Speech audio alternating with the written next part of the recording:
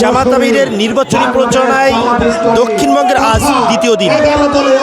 তথা 22 তারিখ থেকে যে নির্বাচনী প্রচার প্রচারণার যে ইসি যে ডেট দিয়েছিল তারপর থেকে আমরা দেখেছি বিভিন্ন জায়গায় বিভিন্ন রাজনৈতিক দল তারা কিন্তু যে নির্বাচনী প্রচার প্রচারণা চালিয়ে যাচ্ছেন। আমরা কিন্তু সেই ধারাবাহিকতায় কিন্তু জামাতের পক্ষ থেকেও নির্বাচনী প্রচার প্রচারণা চালিয়ে যেতে তারা কিন্তু সেই 22 তারিখে জামাতের আমির ডক্টর শফিকুর রহমানের যে নিজস্ব আসন ঢাকা 15 তথা মিরপুর এরিয়া সেখানে কিন্তু তারা একটি জনসভা করেন এবং তারপর থেকে আমরা কিন্তু দেখেছি 23 তারিখ থেকে তারা কিন্তু উত্তরবঙ্গে তথা যে পঞ্চগড় থেকে শুরু করে তারা কিন্তু বগুড়া, ঠাকুরগাঁও এবং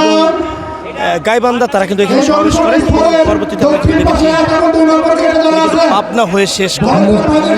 ঢাকায় ফেরেন এবং পরবর্তীতে আবার কিন্তু তারা দ্বিতীয় দফায় যে দক্ষিণবঙ্গের যে প্রচার প্রচারণা সেটি কিন্তু গতকাল থেকে শুরু হয়েছে। যেমনটি আমরা দেখেছি কুষ্টিয়া হয়ে শুরু করেছিলেন, সেই কুষ্টিয়া কিন্তু আমরা জনমানুষের ঢল এবং জামাতের নেতৃবৃন্দ তারা যে গাড়িপাল্লার প্রতি ঝুঁকে আছেন সেটি কিন্তু প্রমাণ করছেন। এবং যেমনটি দেখতে পাচ্ছিলাম দর্শক যশোরের যে ঈদগাহ কেন্দ্রে ঈদগাহ মাঠ, সেই ঈদগাহ মাঠে কিন্তু জনমানুষের ঢল আমরা কিন্তু এখানে পূর্ণতা দেখতে পাচ্ছি। জনমানুষের জনমানুষের কিন্তু উজ্জাবিত রাখার জন্য কিন্তু আমরা দেখতে পাচ্ছি শিল্পী তথা রঘুমান তিনি কিন্তু তার সঙ্গীত শোনাচ্ছেন এবং আমরা যেমনটি শুনেছি একটু পরে তথা 9:30 কিন্তু এখানে জামাতের আমির ডক্টর শফিকুর রহমান তিনি আসবেন এবং তিনি কিন্তু এই জনসম্মুখে তাদের যে বার্তা দেবেন সেই বার্তা শোনার অপেক্ষায় তারা কিন্তু এখানে আছেন। এবং এই 9:30 কিন্তু এখানে আসার পরে কিন্তু এখান থেকে আবার আমরা যতটুকু শুনেছি তিনি কিন্তু আজকে সাতক্ষীরা হয়ে, খুলনা হয়ে, বাগেরহাট হয়ে আবারও ঢাকায় ফিরবেন। দর্শক যেমনটি দেখানোর চেষ্টা করছিলাম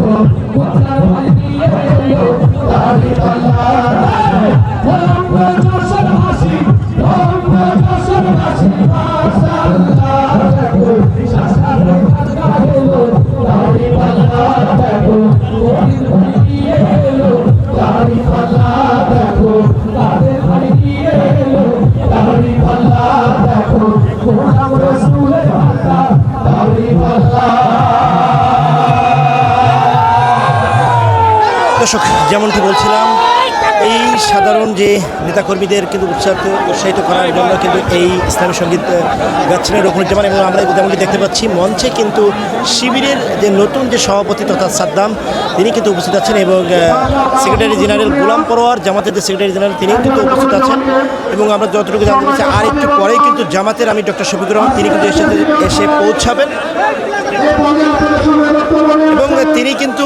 এই জনসাধারণের উদ্দেশ্যে কিন্তু বিভিন্ন ধরনের বার্তা দিচ্ছেন, নির্বাচনী যে বিভিন্ন ধরনের আশ্বাস দিচ্ছেন সেগুলো কিন্তু আমরা দেখতে পেয়েছি। তিনি কিন্তু বলছেন সে যুবকদের হাতে বেকার ভাতা না দিয়ে তিনি কিন্তু চাকরি তুলে দিতে চাচ্ছেন, এমনটা কিন্তু তিনি তার প্রতিশ্রুতি জানিয়েছেন। এবং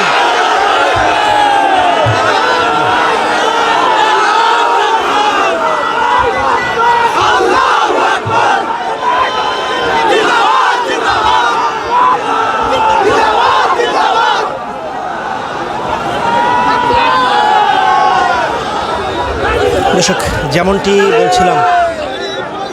তারা তাদের যে প্রতিশ্রুতি দিচ্ছেন জামাতের আমির যদি